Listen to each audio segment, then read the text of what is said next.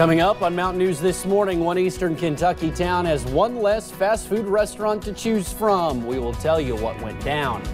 And the weather was active in parts of the U.S. over the weekend. We will take you to an area hit by a possible tornado. And controversy surrounds the recent killing of several racing horses. More details on that straight ahead.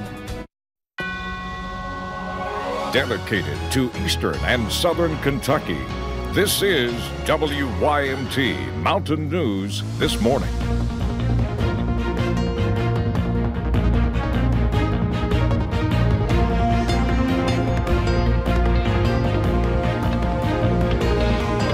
Good morning. It is 5:59 on Monday, April the 8th. I'm Will Puckett. Thank you for tuning in to Mountain News this morning. It's going to be a foggy and soggy start to the beginning of your day, but this week should shape up to be nice. Otherwise, Brandon has all of that and much, much more that he's going to bring to you.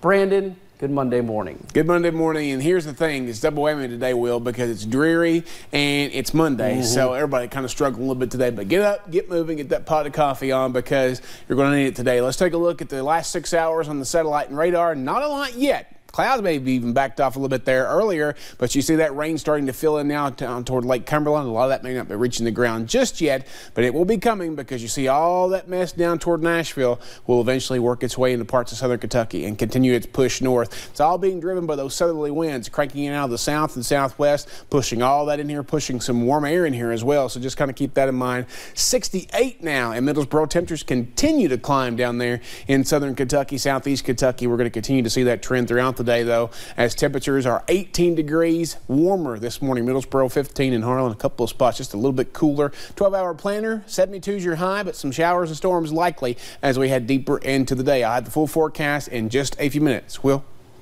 Alrighty, Brandon, thank you. Well, a popular fast food option in eastern Kentucky was destroyed by fire. McDonald's in Manchester burned to the ground early yesterday morning. WYMT's reporter Lauren McCourt talked with city officials about what is next for the community members who work there.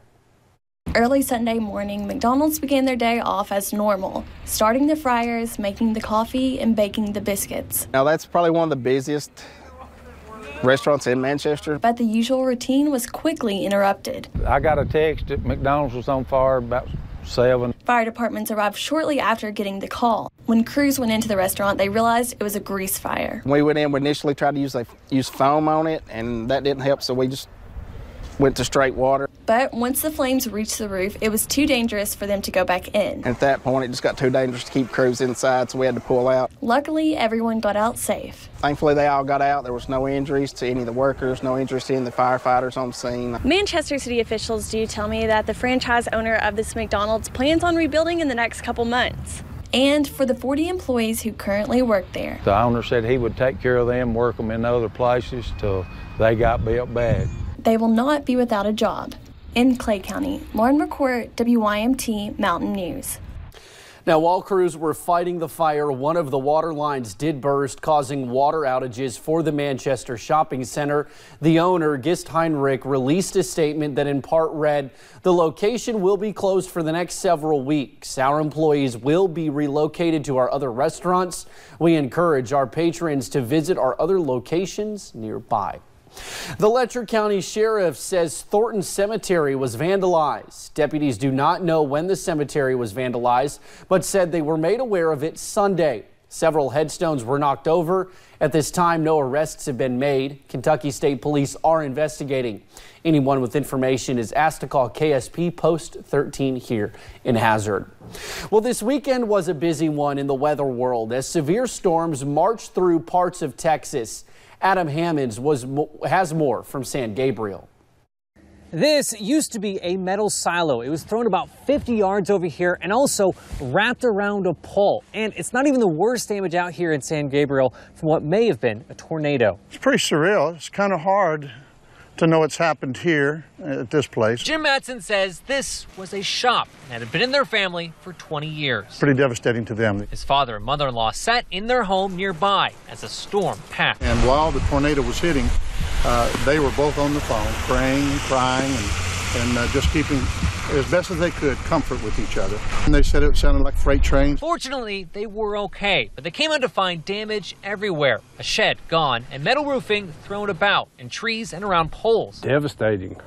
Devastating. Sam Stevenson's 95-year-old grandmother was inside their family home when the storm ripped off the roof. Incredibly, she was not hurt. All I can say, she's a woman of faith, and I'm sure she turned it all over to the good Lord.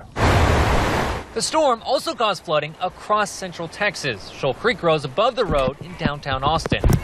And police in Taylor also closed several streets. Lucille Wright watched as drivers ignored barricades. You know, I was like, is he going to hit somebody? Is he seriously going to go across that? That's the reason why they tell you, turn around, don't drown. If you that anxious to go somewhere, you know, it's not worth it. After the storm passed, Madsen says it could take a while for their family to recover. Just thankful that nobody got hurt. We're thankful to the good Lord, you know, and we're hoping that nobody else in this area, and all the way to Cameron and even further on, that none of them were hurt. Nobody was hurt in this. EMS officials tell me they did knock on doors throughout the town here, and everyone is okay. Reporting in Milam County, Adam Hammonds, CBS Austin News. More than 200 homes were destroyed by tornadoes that hit Lee County, Alabama a month ago. Now some families are getting help rebuilding those homes and lives. The Fuller Center for Housing builds and repairs homes for low-income families across the United States. The East Alabama Medical Center reached out to the nonprofit after seeing the need in the community. Together, they will build 9 houses for people who lost theirs. It really started the day of the tornadoes. We obviously were involved in the response and bringing people into our emergency room, caring for people. Our ambulance service was out, the first responders. So we saw there was a tremendous need. The new houses in Beauregard will be fully furnished and decorated. Construction on the first 3 will begin at the end of the month. Those will be given to people who work for the hospital or have family members who work for it. The Virginia Tech mass shooting nearly 12 years ago remains etched in so many people's minds. The violent rampage prompted discussions about campus safety, mental health, and gun laws. Our Washington correspondent Alana Austin reports from the nation's capital on how these debates continue today. Nearly 12 years since the Virginia Tech massacre, a survivor and journalist reflect back on that tragedy and talk about the rise in mass shootings across the nation. I think that the voices of survivors don't get the attention that they should. That's why former Richmond Times-Dispatch journalist Thomas Capsidelis went on to write this book, After Virginia Tech, Guns, Safety, and Healing in the Era of Mass Shootings. He covered the aftermath of the nation's most deadly shooting, highlighting the stories of survivors, including Christina Anderson, who was shot 3 times. I think the shooting at Virginia Tech taught us all the vulnerability of life. Anderson shared her perspective with Capsidelis Thursday night at Washington, D.C.'s National Press Club. At the event, they spoke about the years since that painful day and some of the changes made since. Reforms in Virginia and other states include schools installing systems to alert the campus of an active shooter and hiring specialists to investigate troubled students. But Capsidelis still thinks there should be tougher gun laws nationwide. The overall feeling here, sorrow that mass shootings followed in Parkland, Orlando, and Las Vegas. At the end of the day, Anderson says these eye-opening moments crystallize what's really important in life. Even amongst attacks and horrible things, there's always joy and kindness and love. You just have to seek it out. This April 16th, the 32 victims whose lives were cut short will be remembered by their fellow Hokies. In Washington, I'm Alana Austin. Switching gears now, the calendar might say April, but in the sports world, we have one last night of March Madness as it all wraps up. Texas Tech and Virginia will battle for the title tonight. This is the first time both teams are playing in the national championship game. Tip-off is set for a late start at 9:20 this evening. You can catch all the action right here on WYMT. Well, Saturday, a horse was euthanized following a race at Keeneland. And in California, controversy surrounds the recent killing of several racing horses. After being shut down for more than 3 weeks, horses are running once again at California's Santa Anita racetrack. But many people are angry that 23 horses died since September due to racing accidents at the park. Well, Ohio's spring hunting season for wild turkeys begins this month. The state is divided into 2 wild turkey hunting zones, one in southern Ohio and the other in the northeast section. Hunting in the South Zone is permitted April 22nd all the way through May 19th. The hunting in the Northeast Zone permitted April 29th through May 26th. State officials with youth wild turkey season for those with valid youth hunting licenses will be April 13th and 14th.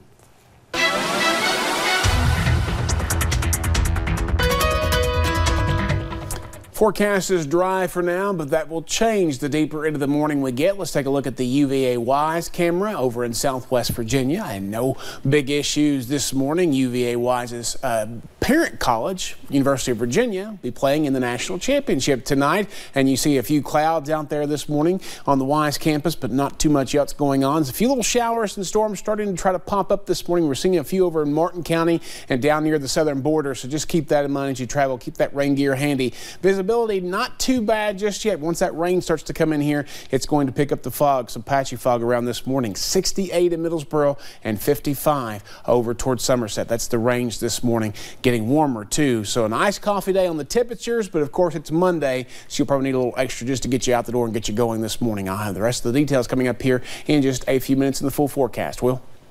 Well, thank you for joining Mountain News this morning. As always, more news is on the way. Coming up, some Tennessee drivers shared the road with a plane a few days ago. We will tell you what happened. And can there really be such a thing as too many puppies? No, we will have that answer for you coming up.